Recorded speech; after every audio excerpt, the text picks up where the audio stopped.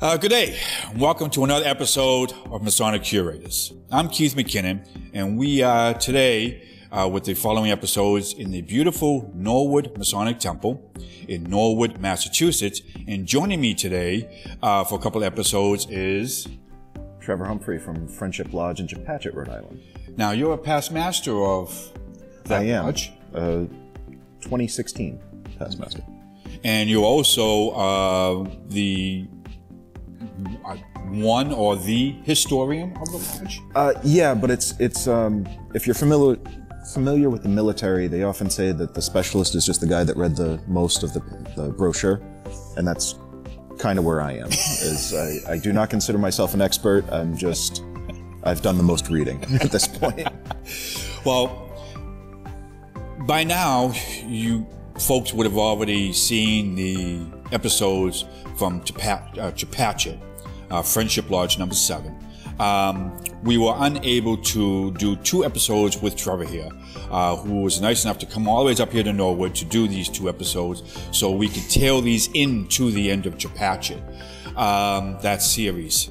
And we're gonna talk about 2 episodes, and you may have remembered that on the trailer teaser that we did, I was sitting there with a shotgun, and I mentioned that we will talk about the bank and the vault and the sword and the rebellion. And we didn't get to those 2 episodes. We did get to the shotgun, sort of, and the elephant bridge. But before we get into the rebellion, Trevor, I do have to ask you one thing. Okay. And I don't think we actually covered that. We talked about the elephant bridge, which I think is fascinating. And when I first visited your lodge that night to do the talk, you all were still finishing up dinner downstairs, and I got a chance to go upstairs and walk around. It's a beautiful lodge room, yeah. But the first thing that really kind of struck me as odd, I looked over to the junior warden station, and there is a double-barrel shotgun, yes, with a tin powder flask sitting at the junior warden station. Now, you told me about the elephant bridge. Now, right off the bat, I need to specify that that is not its normal place. It does not stay next to the junior warden, but we have, as you saw, we're doing quite a bit of renovations to the lodge. So the area that we normally have our small museum, we had brought everything out of that area, and we needed space to put it, so everything wound up in the lodge room. But yes, we have that gun. We do not believe it was truly the gun that was used in the incident. As we explained in the episode, there was actually 5 people involved, 3 different guns. They were all flintlocked. So again, it doesn't quite seem like that's the one, but that is the prevailing story behind why we have that shotgun. Well, to be honest with you, I must say I've never seen something like that in a lodge building before, and I've been to a lot of them. I think it's something that should stay. Oh, it's not going to go anywhere. I think it's perfect at the junior warden station. It's a real eye catcher. But we're moving on to another episode, yeah.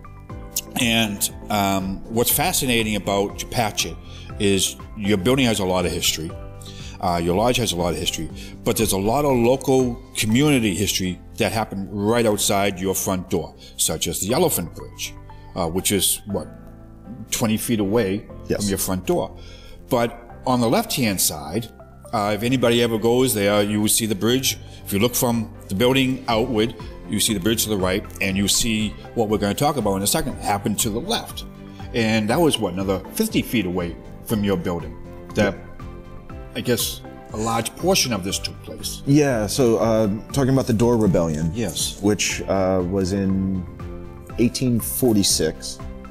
And it was a very interesting piece. It happened in Chepachet, and basically what it boiled down to was, at the time, Rhode Island did not have its own constitution. It was still operating, even though this is after the Revolutionary War, we were still operating under the royal charter. So a lot of the things that we fought for in the Revolutionary War had not really made their way into Rhode Island's legislature.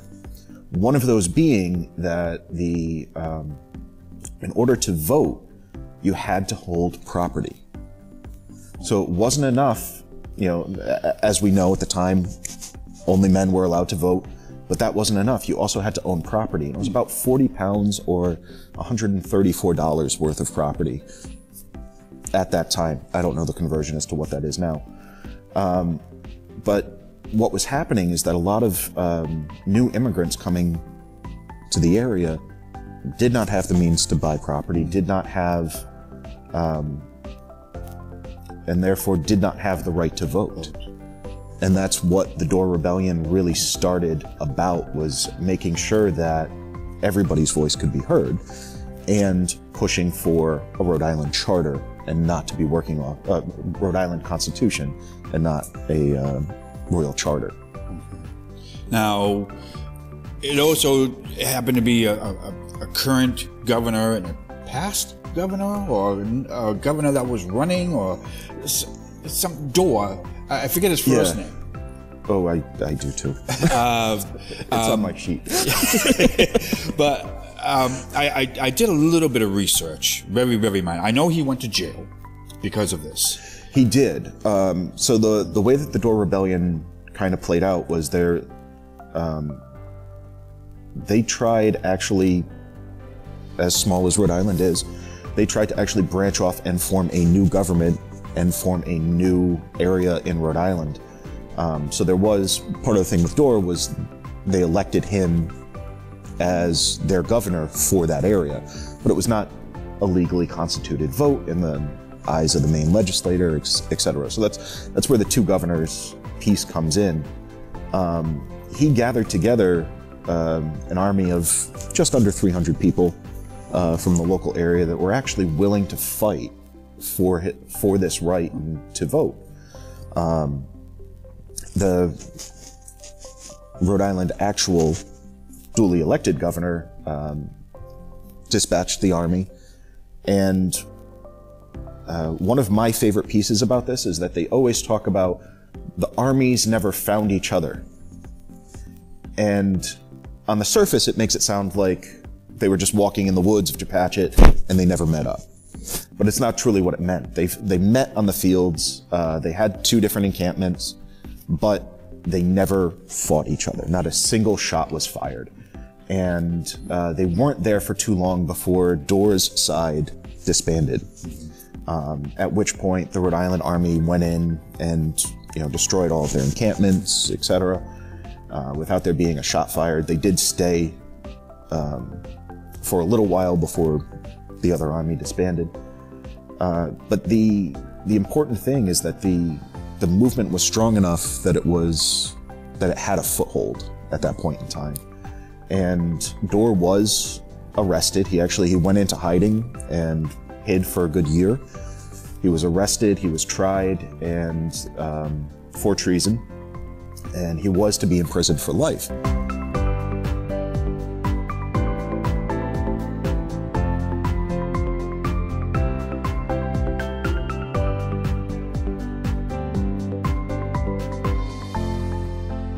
But even though he didn't have that many people that were willing to fight for him, he had a huge following throughout the state.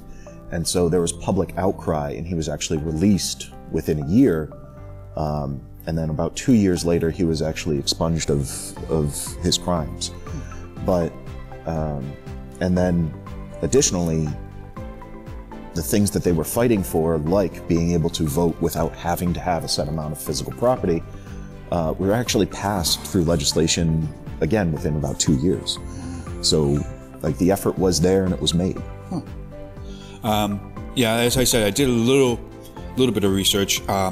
You have the Main Street Tavern, or the Tavern on Main Street, that's sort of not too far away from your lodge building. You could see it from your lodge building. What I understand is that was sort of the headquarters for Dorr, as some say, and they also barricaded themselves inside of that. Some people wrote about. They did, and it's actually Tavern on Main is truly a historical landmark in and of its own.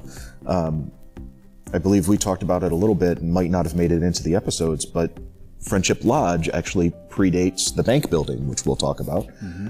And we used to meet at Tavern on the Main.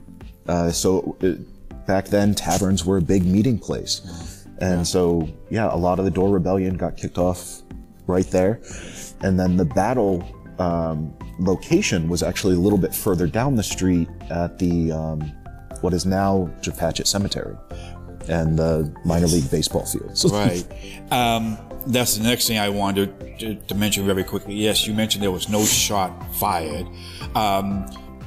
But I read somewhere, and I don't know if it was in the history of Chepachet or someone just wrote something, but I guess the militia that came to the aid of the governor, or was directed by the governor, put this rebellion down, brought artillery with them. Yes. And set it up, as they say, up on a hill by the cemetery. I guess it might be a hill there? I don't know. Yes. But they set it up, and then as this is all going on, the artillery sort of just walked away from the guns, left the guns alone.